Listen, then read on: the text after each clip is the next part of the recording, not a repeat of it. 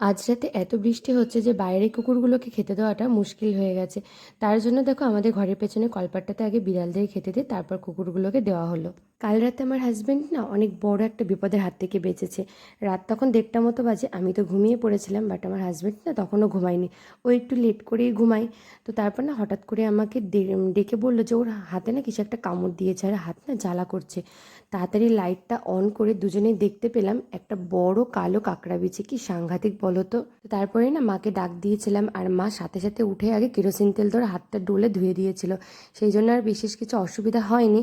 কিন্তু এই যদি আরিয়ানকে কামড়াতো, আমরা তো এই ভেবেই মানে ভয়তে একদম আর নিচে শোবো না। আমরা তো নিচে বসার ঘরে মেঝেতে বিছানা করে শুতাম, তো সেটা আর শোবো না। আজকে থেকে আমরা উপরের ঘরেই শোবো। সেই জন্য দেখো আমার ঘরটা একটু ঝাড়টা দিয়ে নিলাম, রোজ দিই তাও আর একবার দিয়ে নিলাম।